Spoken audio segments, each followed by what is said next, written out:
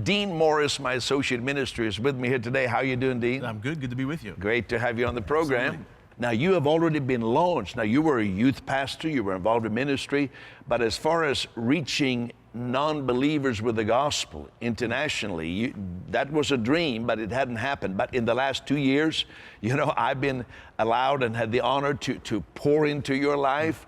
And tell me how the last 2 years have impacted your life. Well, as you mentioned, I had a dream to preach to the multitudes in different parts of the world, and it was only a dream for so long, but over the past 2 years, you've mentored me and taught me so many different things, and really the how-to behind doing it. And so since then, I've done several different campaigns now in different parts of Africa and Asia, and the dream has become a reality. And you're about to go and do another one. Absolutely. And so it gives me tremendous joy to see you fulfilling your ministry, doing what God called you to do. When I talk about these things here, Dean, about seeing for yourself that Jesus Christ is alive, what kind of connection does that have in your heart? Well, it's so true, because I remember the very first time that I was preaching in Indonesia, and the people, when they were there, they didn't really care about what I said. What they wanted to see is what I said real. And it was when the miracles started happening through signs and wonders that people see, this really is real. Because you were preaching to a Muslim audience. Right. It was. They said it was 98% Muslim. And so they were there to see, does this Jesus really do what you said he would do on the signs across town? So you knew how to do a youth service and how to do all that, but this was a different setting. Totally different. It's completely different, when you're standing in front of a crowd that's mostly Christian in a church, and then when you're standing in front of a crowd that is either totally Muslim or Buddhist somewhere else in the world. Were you nervous? I would be lying to say if I wasn't nervous. Absolutely. Did God come through on your behalf? He sure did. Absolutely. Now, what do you think of this idea I raised here that everyone needs someone to believe in them? Isn't it true? Even the Apostle Paul, who we think is like, wow, he needed someone to believe in him. Totally true. I mean, it's one thing to have the dream inside and, to experience part of it, but it's something else when someone believes in you and sees in you what God has put there. At first, when I began to talk to you about some things 2 years ago about the gospel, you had all kinds of, it took a while. It sure did.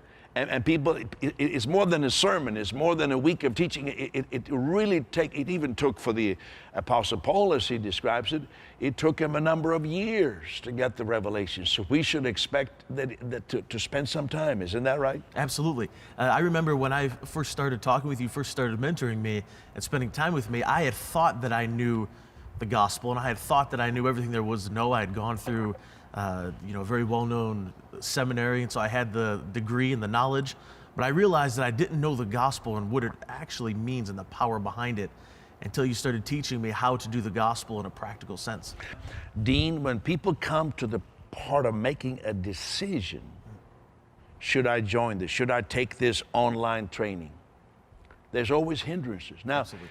Did you feel that there were hindrances, things that came up against you, even though you had this dream in your heart? Absolutely. I mean, many times when I shared the dream with people, they would say, "Oh, that's great, but don't count on it ever happening." And it's a great dream to have, but the reality is you'll probably never see it. So many people have a dream and they die with the dream.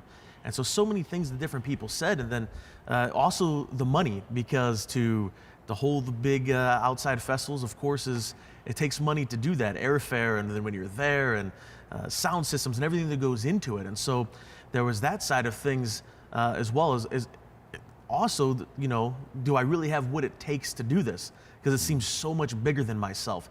So those are all some of the hindrances that kind of came up to me. While you're saying that, I'm asking the producer to put the picture from the campaign you just finished in, I think it was the city of Katoro. Right. So they're watching you right now standing there. Just for a second, that picture is up there. And so what I'm saying is, you look at Dean Morris, an associate with this ministry. Maybe you'll be an associate with this ministry one day. He's up there preaching. You say, he's a guy got everything together. But you were saying to get there, you were just like that person maybe watching right now, lots of obstacles. Absolutely. I would watch people do it. In fact, I would go on YouTube frequently and watch big meetings and think, how in the world is this ever going to happen? And I eventually got to the point that I thought maybe it is just a dream. But then, things happen, and then, through some of the opportunities that I had with you and learning from you, it became a reality. And that's the same reality people can experience that are sitting right there in their home today.